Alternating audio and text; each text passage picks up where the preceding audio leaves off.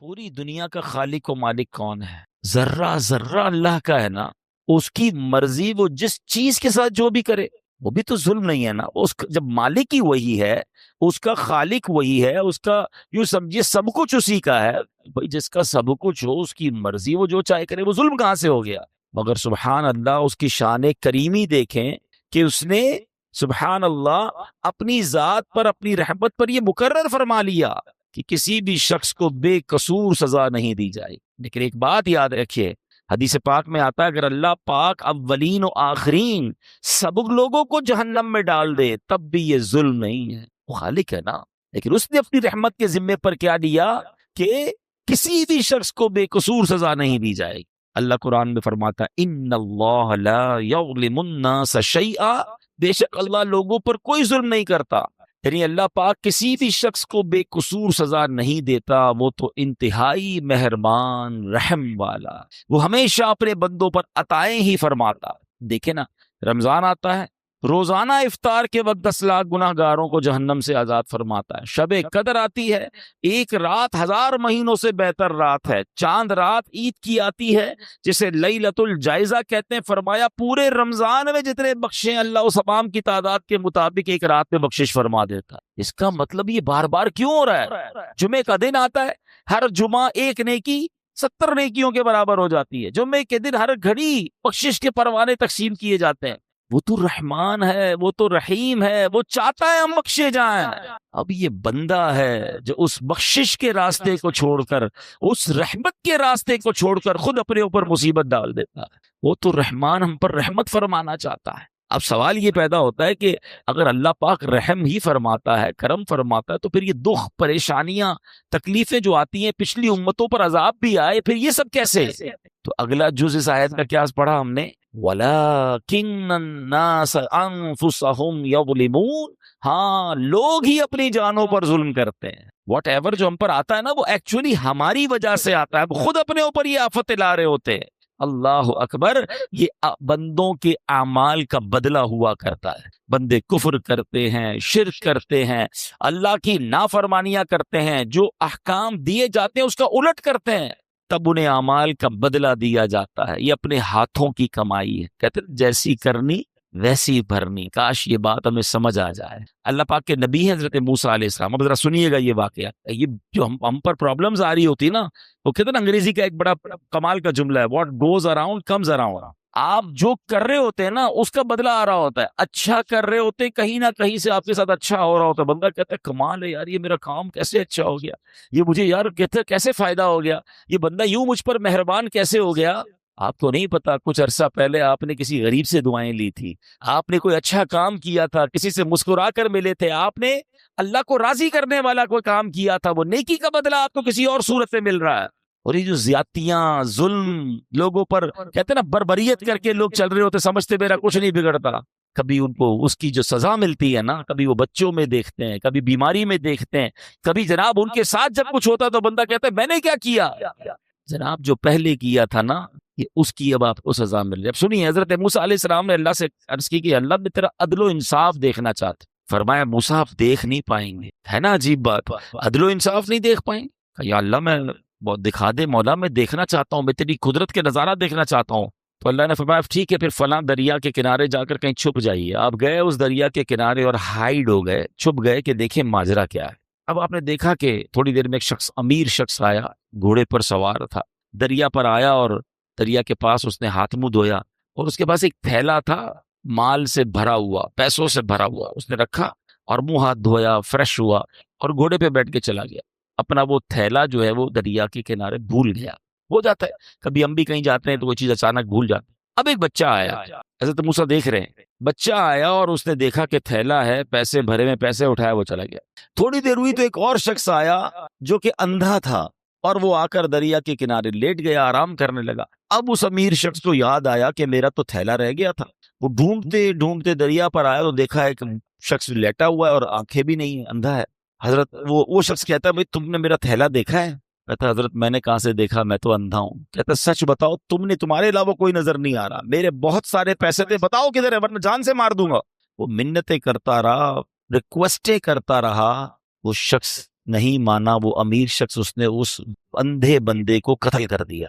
حضرت موسیٰ نے کہا یا اللہ اس اندھے نے تو کچھ کیا ہی نہیں، یہ تو لیٹا ہوا تھا، یہ تو آرام کر رہا تھا، اس نے پیسے چوری بھی نہیں کیے، اس کو قتل کر دیا گیا۔ اللہ اکبر۔ اب اللہ پاک نے وحی بھیجی، دیکھو اللہ کے راز کیا ہوتے ہیں۔ فرمایا اے موسیٰ یہی ہمارا انصاف ہے۔ معاملہ اصل میں یوں ہے کہ وہ جو بچہ تھا نا، اس کا والد اسی امیر شخص کے گھر اس پاس مزدوری کرتا تھا، اور اس امیر شخص نے اس کی مزدوری دبائی ہوئی تھی، بہت عرصے سے اس کے پیسے نہیں دے رہا تھا۔ یہ اتنا ہی مال تھا جتنی اس کے باپ کی مزدوری ملنی تھی، ہم نے کسی اور ذریعے سے اس بچے کو وہ مزدوری پہنچا دی۔ اور جو بوڑھا تھا یعنی جو اندھا تھا، اس نے اپنی جوانی میں اس امیر شخص کے والد کو قتل کیا تھا، آج اس قتل کے بدلے وہ خود قتل ہو گیا۔ یوں مزدور کو مزدوری بھی مل گئی اور قاتل کو اس کی سزا بھی مل گئی۔ ہمیں نہیں پتا ہوتا کسی کے ساتھ کیا ہو رہا ہے، مگر کہیں نہ کہیں what goes around comes around، آپ جو کرتے ہو اس کا بدلہ آپ کو مل رہا ہوتا ہے۔ کاش یہ بات ہمیں سمجھ آ جائے۔ ایسا نہیں کہ کوئی بندہ ظلم کر کے کہ بھائی اس کو میں نے خود کسی اور پرانے معاملے کی سزا دے دی، یہ ہمارا کام نہیں ہے، یہ اللہ کے راز ہیں۔ سورہ کہف پڑھے نا، سورہ کہف میں، ویسے میں بار بار کہا کرتا ہوں، سورہ کہف one of the amazing surahs of Quran ہے، اور اس میں خاص طور پہ جو 3 واقعات ہیں، کمال کے واقعات ہیں۔ اس سورہ کہف میں ایک واقعہ ہے نا، حضرت موسیٰ علیہ السلام اور حضرت خضر علیہ السلام سے جو ملاقات ہوئی، اس میں بڑے عجیب واقعات تھے۔ حضرت موسیٰ حیران ہو گئے تھے، مگر پیچھے اللہ کے راز تھے نا، ہر واقعے کے پیچھے کوئی ریزن تھا۔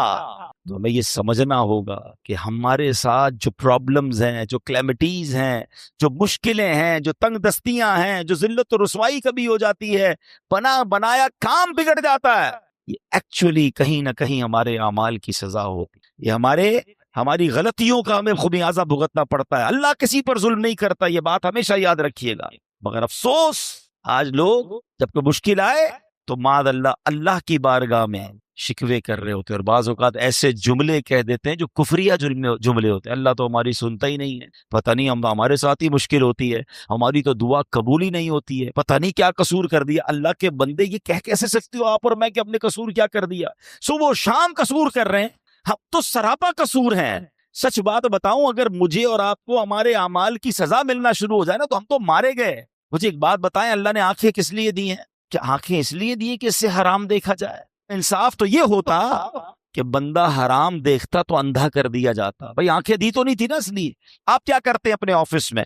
آپ نے کسی آفس کے بوائے کو موٹر سائیکل دی، یا سفر کے لیے گاڑی دی، یا موبائل فون دیا کہ بیٹا یہ کام ہے، تم اس چیز سے یہ کام کرنا، اور آپ کو تھوڑے دنوں بعد پتا چلے کہ جو میں نے فیسلٹی دی ہے وہ اس کام کو تو کر ہی نہیں رہا، میری فیسلٹی کو یوز کر رہا ہے مگر میرا کام تو کر نہیں رہا۔ آپ کیا کہیں گے؟ بھائی گاڑی واپس دو، موٹر سائیکل واپس، جب تو وہ کام ہی نہیں کر رہے میں جس چیز کے لیے میں نے تمہیں دی ہے، تو پھر کس بات کی تمہیں یہ سب فیسلٹی دوں؟ اللہ نے آنکھیں حرام دیکھنے کے لیے نہیں دی تھی، آنکھیں حرام دیکھتی وہ واپس لے لیتا نا، کان حرام سنتے تو بہرے ہو جاتے، ہاتھ ظلم کے لیے اٹھتے تو ہاتھ کٹ کر گر جاتا، پیر حرام کی طرف جاتا، اللہ کی نافرمانی کی طرف جاتا، میں اور آپ لنگڑے ہو جاتے۔ ارے وہ تو سزا دے ہی نہیں رہا، بہت تھوڑی میں جان چھوٹ رہی ہے، اور اب بندہ کہتا ہے پتہ نہیں کیا قصور کر لیا۔ اس سے پوچھو بھائی نماز 5 ٹائم پڑھتے ہو؟ نہیں وہ تو کبھی کبھی قضا ہو جاتی ہے۔ پھر کہتے ہو کیا قصور کر لیا؟ مطلب ہمارا تو دن رات قصور میں ہے۔ یہ جملہ کیسے زبان پر آتا ہے؟ شکوہ نہیں، وین ایور کوئی پرابلم آئے اپنے آپ کو ریئلائز اسکین کرنا شروع کر دو کہ کیا غلطی ہو گئی بھائی، کیا مشکل ہو گئی، میں نے ایسا کیا کر دیا، فوراً توبہ، فوراً استغفار، فوراً اللہ کی طرف رجوع کریں، پھر دیکھیں انشاءاللہ رحمتوں کے دروازے پھر کھل جائیں گے۔ اللہ اکبر۔ ایک بار مسلمانوں کے پہلے خلیفہ حضرت ابو بکر صدیق رضی اللہ تعالیٰ عنہ نے بارگاہ رسالت میں عرض کی، اللہ پاک قرآن میں فرماتا ہے جو کوئی برائی کرے گا اسے اس کا بدلہ دیا جائے۔ تو حضرت ابو بکر نے کہا حضور ذرا یہ آیت کے بارے میں بتائیں، اس کا مطلب کیا ہے؟ تو نبی پاک نے فرمایا غفر اللہ لکا یا ابا بکرن، اے ابو بکر اللہ پاک تیری بخشش فرمائے۔ اے ابو بکر کیا لوگ بیمار نہیں ہوتے؟ کیا انہیں رنج نہیں پہنچتا؟ کیا وہ غمگین نہیں ہوتے؟ کیا پریشانیاں نہیں آتی؟ عرض کیا کیوں نہیں، یہ تو سب کچھ ہوتا ہے۔ فرمایا فہوا ما تجزون بہ، پس یہ ان کے اعمال ہی کا تو بدلہ ہے۔ یہ جو بیماری آئی، ٹینشن آئی، غم آیا، خوف آیا، کاش ہم یہ بات سمجھ جائیں۔ میرے پیارے اسلامی بھائیوں، اب ذرا ایک بڑی کمال کی حدیث ہے، تقریباً ہر جمعہ کے خطبے میں یہ حدیث ہم سنتے ہیں، بس اللہ کرے ہم سمجھنے والے بنے، میسج لینے والے بنے۔ کیا حدیث پاک ہے؟ نبی پاک علیہ الصلوۃ والسلام فرماتے ہیں البر لا یبلا، نیکی کبھی پرانی نہیں ہوتی. وَالذَّنبُ لَا يُنسَى، گناہ بھلایا نہیں جاتا. وَالدَّيَّانُ لَا يَمُوتُ، اور بدلہ دینے والی ذات، یعنی جس نے ڈیسیشن کرنا ہے، جس نے اعمال کا فیصلہ کرنا ہے، اسے موت نہیں آتی. میں اور آپ نیکی کر کے بھول جاتے ہیں مگر نیکی باقی رہتی ہے. میں اور آپ گناہ کر کے بھول جاتے ہیں مگر گناہ بھی بھلایا نہیں جاتا، وہ بھی لکھا ہوا ہے. اور ایک دن آئے گا جب ڈیسیشن لیا جائے گا، اور جس نے ڈیسیشن لینا ہے، جس نے فیصلہ کرنا ہے، وَالدَّيَّانُ لَا يَمُوتُ، بدلہ دینے والی ذات یعنی اللہ کو موت نہیں آتی. مگر اس حدیث کا جو اگلا پارٹ ہے نا، وہ ہمارا ٹاپک یہی ہے. اعمل ما شئت کما تدین تدان، جو چاہو کرو. اعمل ما شئت، جو دل چاہتا کرو. کما تدین تدان، پھر جیسی کرو گے نا ویسا ہی اس کا اجر پاؤ گے، ویسا ہی اس کا بدلہ ملنا. ٹٹ فار ٹٹ ہے نا، جیسی کرنی ویسی بھرنی. وہ کہتے ہیں نا فارسی شاعر، گندم ز گندم جو ز جو، از مکافات عمل غافل مشو. کہتے ہیں گندم بیج کر گندم ہی کاٹو گے، جو جب ڈالو گے بیج تو جو ہی کاٹو گے. دنیا میں مکافات عمل ہیں، یعنی جیسی کرنی ویسی بھرنی والا قانون جاری ہے. اس سے غفلت مت کرو. ہاں کریں غلط کام اور کہتے ہیں بھائی جنت میں جانا ہے. آپ پہلے غلط کام تو چھوڑے نا، حرام کو تو چھوڑیں. سیدی اعلیٰ حضرت بڑا کمال کا شعر لکھتے ہیں. آپ فرماتے کام زندہ کے کیے اور ہمیں، زندہ کہتے ہیں جیل، یہاں مراد کیا ہے جہنم. کام کدھر کے کیے؟ جانے کے، جہنم میں جانے کے. کام زندہ کے کیے اور ہمیں، شوق گلزار ہے کیا ہونا ہے. شوق جنت میں جانے کا ہے، کام جہنم میں جانے والے کرنے. اب خود بتائیں ایسا کیسے ہوگا؟ ہمیں کام جنت والے کر کے پھر اللہ سے دعا کرنی اللہ قبول کر لے تاکہ ہمیں بھی تیری جنت میں. تو اے میرے پیارے اسلامی بھائیوں، یاد رکھیے جیسا میں نے کہا نا، ہمیں پتہ نہیں ہوتا کسی کے ساتھ زیادتی، کسی کے ساتھ ایسا عمل جو ہمیں کس طرح آ کر ستاتا ہے، پھر کس طرح تکلیف آتی ہے. امام زابی رحمۃ اللہ تعالی علیہ لکھتے ہیں کسی بزرگ نے ایک شخص کو دیکھا، اس کا کاندھے سے بازو کٹا ہوا تھا اور وہ آواز لگا رہا تھا، جس نے مجھے دیکھا وہ ہرگز کسی پر ظلم نہ کرے. لوگوں نے پوچھا ایسا کیا ہوا تمہارے ساتھ؟ وہ کیا کہتا ہے؟ کہتا ہے میرا معاملہ بڑا عجیب و غریب ہے. کتابوں میں لکھا کہ وہ ٹیکس وصول کرنے والا یا جس طرح کوتوال ہوتا ہے افسر تھا. ایک بار مچھیرے کے پاس گیا، مچھلی کی دکان تھی، مچھیرے مچھلی بیچ رہے تھے. دیکھا بڑی فریش مچھلی تھی، کہا مچھلی دکھاؤ ذرا. اس نے مچھلی دکھائی، صاحب 500 روپے کی. کہتا کبھی ہم نے بھی پیسے دیے ہیں. مچھلی لی اور چل پڑا. وہ چیختا رہ گیا بھائی جان میرے بچوں کی روزی ہے، میں تو اتنا ہی کماتا ہوں، مہربانی کرو. کہا جاؤ ادھر سے. کہتا ہے میں نے اس بیچارے کے ساتھ زیادتی کی اور چل پڑا. جیسے چل پڑا تو وہ مچھلی اتنی فریش تھی کہ پھڑک رہی تھی، تو اس مچھلی نے میرے انگوٹھے پہ کاٹا. گھر آیا، بیوی کو کہا مچھلی بناؤ، آج بڑی شاندار فریش مچھلی لایا ہوں. بستر پر لیٹا تو انگوٹھے میں درد، بڑا شدید درد، لال ہو گیا پورا انگوٹھا. گھر کے قریب ہی ایک ڈاکٹر جاننے والا تھا، گیا اس کے پاس. کہا بھائی دیکھو یہ انگوٹھے میں کیا ہوا ہے. کہتا تمہارے انگوٹھے میں تو زہر پھیل گیا ہے، فوراً فیصلہ کرو، یا تو انگوٹھا ابھی ابھی کاٹ لو ورنہ پورے ہاتھ میں پھیل جائے گا. کہتا میں مرتا کیا نہ کرتا، روتے روتے انگوٹھا کٹوایا، پٹی بندھوائی. گھر آیا تو بیوی نے کہا مچھلی کا نہیں کھانی مجھے مچھلی، میرا انگوٹھا ہی کٹ گیا. تھوڑی دیر ہوئی تو پورا ہاتھ میں درد، پوری ہتھیلی لال، سوجنے لگ گئی. پھر گیا ڈاکٹر کے پاس، تم نے تو کہا تھا انگوٹھا کٹواؤ ہاتھ بچ جائے گا، یہ کیا ہوا؟ کہتا دیر ہو گئی، یہ پورے ہاتھ میں پھیل جائے گا، ہتھیلی کاٹو. کہتا میں نے ہتھیلی کٹوائی. تھوڑی دیر ہوئی، رات کو سویا تو پورے بازو میں درد، پورا بازو لال، تکلیف سے چیخے مارنے لگا. پھر گیا ڈاکٹر کے پاس. ڈاکٹر نے کہا اب تو پورا ہاتھ جو ہے وہ تمہارا سوج گیا ہے، جسم پورا کٹنا پڑے گا، اب جلدی فیصلہ کرو، ہاتھ کاٹو. اس کا ایک دوست بھی تھا، وہ دوست کہتا ہے یار یہ بتاؤ تمہارے ساتھ کوئی آج نیا معاملہ تو نہیں ہوا، کوئی یونیک بات، کوئی ہٹ کے کوئی کام کیا ہے تم نے؟ کہتے ہاں آج میں نے ایک مچھیرے کا حق دبایا ہے. وہ غریب چیختا رہ گیا، میں اس کی مچھلی لے کر آ گیا. کہ جلدی چلو اس کے پاس، معافی مانگ لو ورنہ ایک ایک کر کے تیرا پورا جسم کٹ جائے گا. وہ دونوں دوست رات مچھیروں کی بستی میں گئے، پٹیاں بندھی ہوئی، تکلیف سے چیخ رہا ہے، اور مچھیرے کی بستی میں جا کر ایک ایک گھر پر، ایک ایک جھونکڑی پر ڈھونڈتے رہے کدھر ہے وہ مچھیرا. آخر وہ مچھیرا ملا. وہ کہتے ہیں نا غریب کا دل بھی بڑا ہوتا ہے. وہ جیسے ہی اس کو دیکھا، یہ کوتوال یہ جو بھی افسر تھا اس کے قدموں میں گرا، کہا بھائی مجھے معاف کر، تمہاری ایک مچھلی لے کر گیا، آج تو پورا ہاتھ ہی میرا کٹ گیا. جب اس نے اس کا یہ حال دیکھا تو اس کو معاف کر. جب معاف کر دیا نا تو اس افسر کا جو دوست تھا اس نے مچھیرے سے پوچھا کہ ایک بات تو بتاؤ، جب یہ تمہاری مچھلی لے کر چلا گیا تھا تم نے کچھ دعا کی تھی، تم نے اللہ کو پکارا تھا، پتہ ہے وہ مچھیرا کیا کہتا ہے؟ وہ کہتا میں نے اللہ کی بارگاہ میں صرف ایک التجا کی تھی کہ یا اللہ یہ میرا حق لے کر چلا گیا، میں اس سے بدلہ نہیں لے سکتا، مولا تو نے بدلہ لے، میں کمزور ہوں مالک، یہ مجھے دبا گیا، اے اللہ آج تو نے اپنی قوت دکھانی ہے، تو نے اپنی قدرت دکھانی۔ اے میرے پیارے اسلامی بھائی، اب بتاؤ، ایک مچھلی تھی، چند 100 روپے کی تھی، بندے کا ایک ایک کر کے جسم کٹنا شروع ہو گیا۔ یہ سوچنا ہوگا مجھے اور آپ کو، آج جو لوگوں پر ظلم کرتے ہیں، آج جو لوگوں کو دباتے ہیں، آج کہتے ہیں میرا کوئی نہیں بگاڑ سکتا، اپنے ملازم کو برا بھلا کہہ رہے ہیں، اپنی فیملی کو برا بھلا کہہ رہے ہیں، جو بندہ غریب اس کو دبا دیتے ہیں۔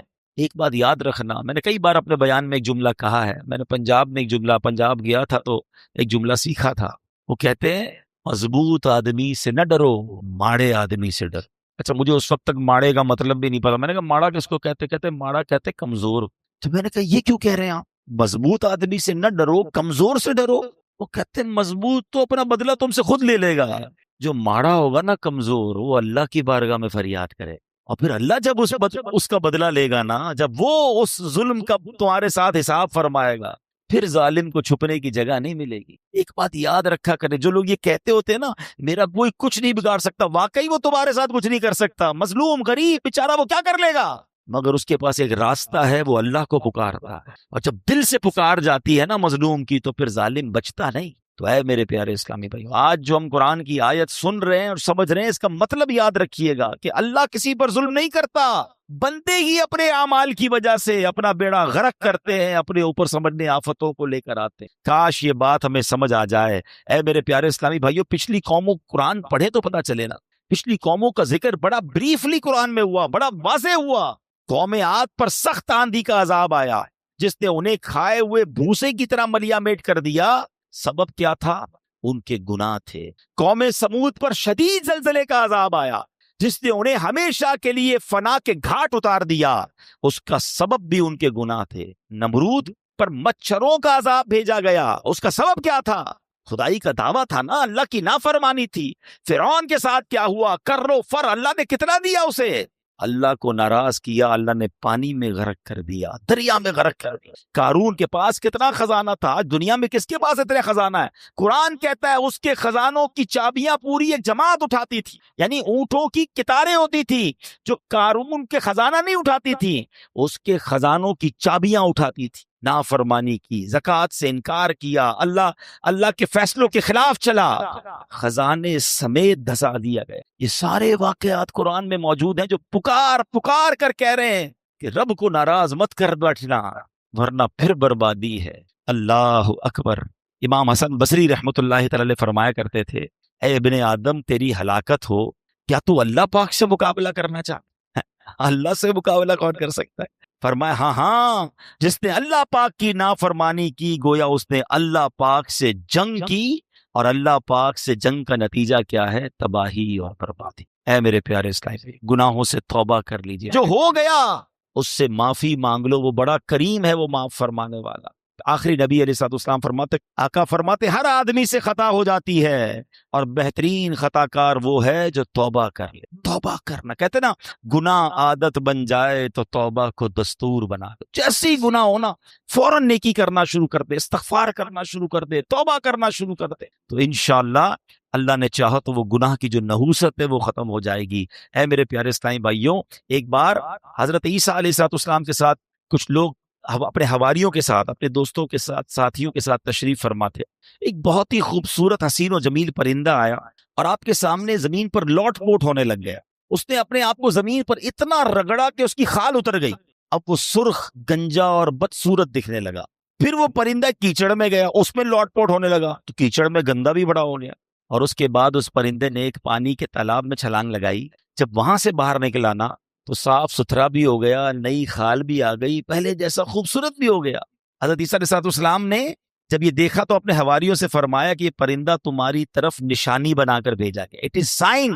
اور فرمایا یہ جو مومن کی مثال ہے نا، مومن جب گناہ کرتا ہے تو گندا ہو جاتا ہے، گرد لگ جاتی ہے، کیچڑ لگ جاتی ہے، اور جب وہ توبہ کرتا ہے تو گناہوں کی سیاہی ایسے دور ہو جاتی ہے کہ وہ پہلے جیسا حسین و جمیل ہو جاتا ہے۔ تو یہ بات یاد رکھیے، جیسے ہی گناہ ہو جائے نا فوراً اللہ کی طرف رجوع، اے اللہ معاف کر دے، اے پروردگار ہو گئی مسٹیک، اب نہیں کروں گا مالک۔ تو اللہ کو توبہ کرنے والا بڑا پسند ہے، اور جب توبہ کرنی ہے اس وقت یہ ارادہ نہ ہو کہ دوبارہ بھی گناہ کروں گا، پلان وہی ہے، پھر توبہ نہیں ہے۔ الندم التوبہ، حدیث کے الفاظ ہے شرمندگی ہی توبہ ہے۔ بندہ پہلے شیم فیل کرے، پھر اس سے وعدہ کرے کہ مولا اب نہیں کروں گا، اور پھر اللہ سے کہے مولا توبہ پر استقامت بھی تو نے دینی ہے، پھر وہ کریم معاف کرنے والا ہے۔ تو اے میرے پیارے اسلامی بھائیوں، ان اللہ یحب التوابین، اللہ قرآن میں فرماتا ہے بے شک اللہ بہت توبہ کرنے والوں سے محبت فرماتا ہے۔ تو ہمیں توبہ کرتے رہنا چاہیے، بلکہ ہو سکے تو صلاۃ التوبہ کی عادت ڈالیں۔ روزانہ رات سونے سے پہلے، ہم گناہ گار ہیں، ہم سے ہو جاتی ہیں خطائیں، تو 2 رکعت صلاۃ التوبہ پڑھ لیا کریں۔ اس کا طریقہ کیا ہے کہ رات کو یا دن میں بھی پڑھیں تو مکروہ وقت نہ ہو، 2 رکعت اس طرح صلاۃ التوبہ پڑھیں کہ اس نیت کے ساتھ 2 رکعتیں پڑھیں کہ اے اللہ ہمارے گناہوں کو معاف فرما، ہم توبہ کرتے ہیں۔ اور جب سلام پھیر لیں تو ہو سکے تو سجدے میں جا کر یا رب اغفر لی، یا رب اغفر لی، یا رب اغفر لی، اے رب کریم مجھے بخش دے، یہ 3 بار کہہ لیا کرے سجدے کے اندر جا کر، جب نماز سے فارغ ہو جائے۔ اس کے بعد کہ حضرت ابو سعید خدری فرماتے ہیں جو بندہ سجدے کی حالت میں 3 مرتبہ یہ کہے یا رب اغفر لی، تو سبحان اللہ جب وہ سر اٹھائے گا تو اس کی مغفرت ہو چکی ہوگی۔ تو اے میرے پیارے اسلامی بھائیو، توبہ کرے، توبہ اللہ کو بڑی پسند ہے۔ آج سے توبہ اپنا دستور بنا لے۔ ہاں مگر ایک بات یاد رکھیے، یہ جو توبہ کرنی ہے، صلاۃ التوبہ پڑھنی ہے یا استغفار پڑھنا ہے، اس سے صغیرہ گناہ معاف ہوتے ہیں، مگر جو کبیرہ گناہ ہے نا، مثلا نماز قضا کرنا، یا اللہ نہ کرے کوئی شراب پیتا ہے، کسی کو ناحق تکلیف دیتا ہے، تو اس کے لیے توبہ کرنا بھی ضروری ہے، باقاعدہ توبہ کرنی ہوگی، معافی مانگنی ہوگی، اور اس کا ازالہ بھی کرنا ہوگا۔ کوئی شخص کہے جناب میں نے اب استغفر اللہ کہہ دیا تو نماز قضا بھی معاف ہو گئی، نہیں، نماز جو آپ نے قضا کی، چلے انشاءاللہ اللہ کی رحمت سے اس کا گناہ معاف ہو جائے گا، مگر اس کو قضا کرنی پڑے گی۔ کسی پر زیادتی کی ہے، کوئی مال دبا لیا ہے، اسے لوٹانا ہوگا۔ ہاں اللہ کریم اپنی رحمت سے اس غلطی سے جو گناہ ہوا وہ معاف فرمانے والا ہے، تو توبہ بھی کرنی ہے۔ آج کے بعد ایک نیت کرنے کہ بس آج کے بعد ہماری کوئی نماز قضا نہیں، آج کے بعد ہم حرام کاموں سے اپنے آپ کو بچائیں گے، چلے تو صحیح اللہ کے راستے کی طرف ہے۔ اعمل ما شئت کما تدین تدان، کر لے جو کرنا ہے، جیسی کرے گا ویسی بھرے گا، سنی نا حدیث۔ تو اب انشاءاللہ جنت میں جانے والے کام کریں نا۔ اگر کسی سے زیادتی کر بیٹھے تو معافی مانگ لیں، غلطی ہو گئی ہے تو توبہ کر لیں، میرا رب بڑا کریم ہے، وہ معاف کرنے والا۔ اللہ کریم مجھے اور آپ کو اپنی زندگی میں آج سے بہترین بدلاؤ لانے کی توفیق عطا فرمائے، آمین، بجاہ النبی الامین صلی اللہ تعالی علیہ وسلم۔